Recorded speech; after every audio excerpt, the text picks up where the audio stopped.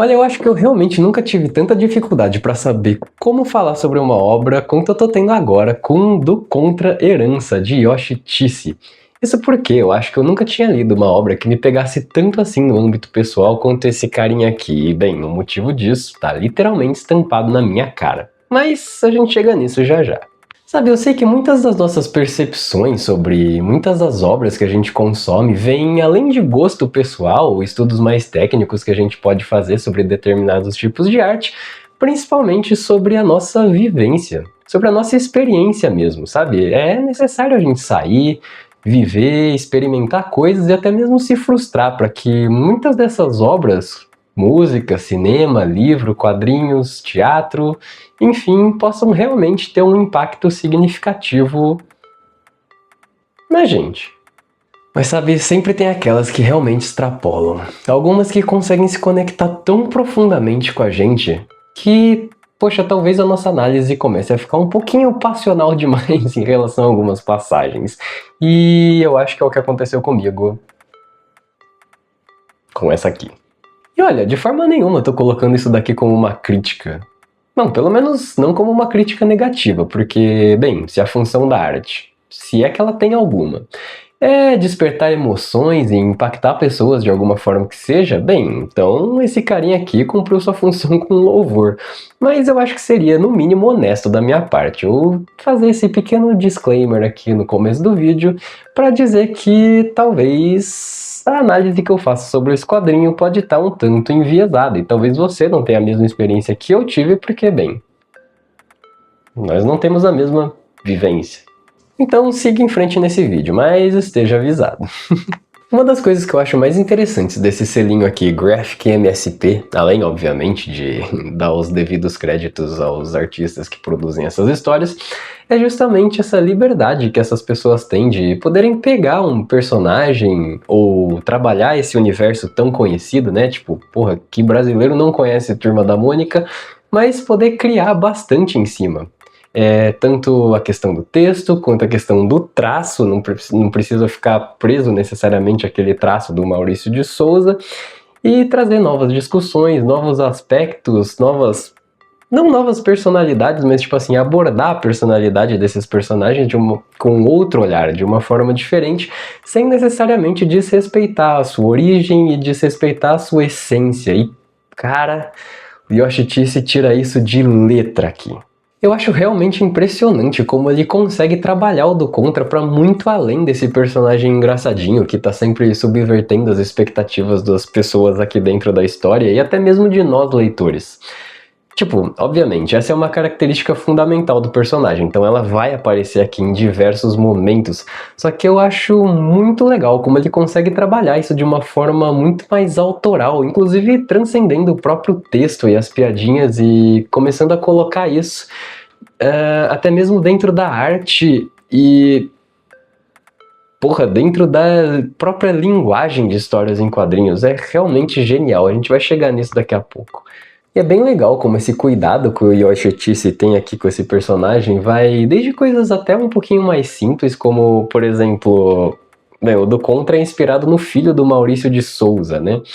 E então ele teve todo o trabalho aqui de, por exemplo, buscar o ano que o filho do Maurício de Souza nasceu para descobrir qual seria o seu signo no horóscopo chinês e colocar isso daqui na história, como parte da identidade, do descobrimento desse personagem de alguma forma, e de uma forma até bastante bonita. Obviamente eu não vou entrar em detalhes aqui, mas é realmente interessante como ele consegue trabalhar isso, até, como eu falei, em coisas que vão muito além do texto em si, né? Como ele entende muito bem linguagem de quadrinho e como ele entende bem esse personagem e como ele consegue unir essas duas coisas para criar uma obra que pra mim foi realmente uma gratíssima surpresa. E agora eu acho que eu vou ter que entrar em alguns spoilers, talvez, tipo assim, aprofundar um pouquinho mais na história dessa obra aqui pra conseguir exemplificar exatamente o que eu tô querendo dizer com tudo isso. Então, se você quiser evitar, pula para esse minutinho aqui, caso você tenha caído aqui de paraquedas e não conheça o Reenquadro, eu peço encarecidamente que você considere tornar-se um inscrito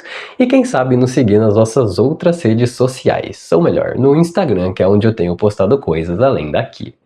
Bem, resumidamente, Maurício Hiromashi, ou do Contra, é um menino mestiço que faz ali suas aulinhas de japonês junto com seu irmão Nimbus e que de alguma forma tenta aprender e se conectar um pouquinho mais com esse seu lado oriental, mas que vive nesse eterno paradoxo do Sansei durante a sua infância e pré-adolescência que eu posso dizer aqui eu conheço muito bem.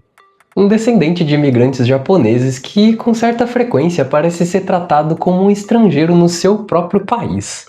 Sabe, hoje em dia eu sou muito bem resolvido com isso, mas meus pais sempre me falaram que quando eu era criancinha, uma coisa que me deixava extremamente incomodado era ser chamado de japa, japinha, japonês, por aí. Eu acho que não necessariamente por me sentir ofendido com isso, mas porque, poxa, como o próprio do Contra diz, eu nasci no Brasil. Então, teoricamente, eu sou brasileiro. Não?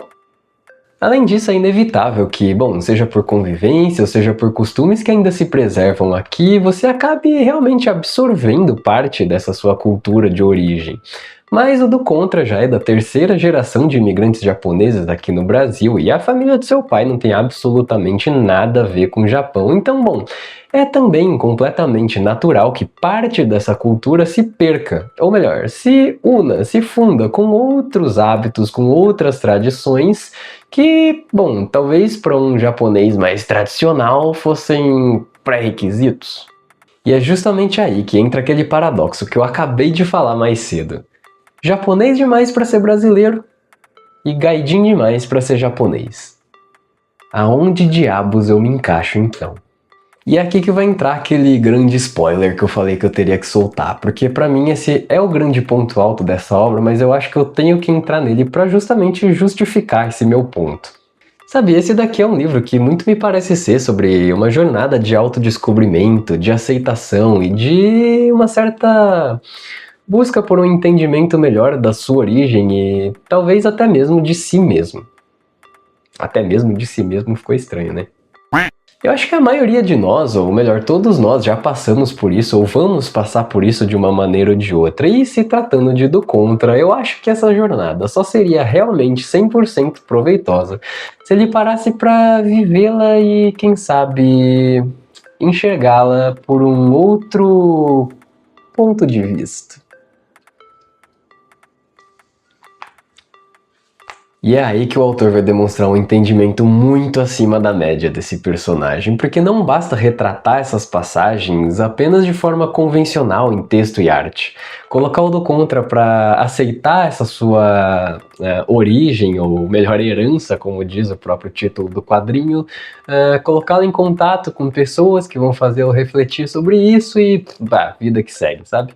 Mas não, cara, o Yoshitsu não fica satisfeito com isso. Ele faz algo muito mais interessante aqui, que é transformar essa mudança de perspectiva na própria forma de narrar essa história. Cara, olha que sacada genial. A gente tá falando de um personagem, um descendente de imigrantes japoneses nessa jornada de autodescobrimento. Um personagem chamado do Contra, tentando entender melhor aonde ele se encaixa entre essas duas diferentes culturas. E o momento exato, o estalo em que isso acontece, é justamente com você, virando o livro de ponta cabeça e começando a ler no sentido oriental, o oposto do que a gente está acostumado aqui. E o mais legal de tudo é que isso não me parece ser somente uma brincadeirinha metalinguística jogada aqui no meio pros bobão que nem eu ficar prestando atenção. Não, cara, isso daqui é realmente um elemento intrínseco à narrativa, que conversa diretamente com o tema da obra e com a essência desse personagem. E não para apenas aí, o uso de onomatopeias em japonês em algumas cenas, a arte em cenas de ação em preto e branco com um nanquim bem carregado ajudam muito na construção dessa proposta que se aproxima ainda mais de um mangá, mesmo não sendo um mangá. E eu acho que é por isso que o do Contra acabou me pegando tão desprevenido e se tornando até agora a surpresa mais agradável desse ano pra mim. Sabe, eu não sei se todo mundo vai sentir esse mesmo impacto que eu tive com essa obra, muito provavelmente não. Mas, cara, pra mim foi simplesmente impossível não me enxergar em várias das situações aqui vividas pelo personagem, não lembrar de muitos familiares meus ao longo da leitura e, bom, isso somado ao incrível entendimento do Yoshichice com esse personagem. E não só do personagem, tá? O incrível entendimento que ele tem com narrativa visual e linguagem de quadrinho em si. Cara, eu não tenho como dar nada menos do que um sonoro 5 estrelas pra Do Contra e Herança.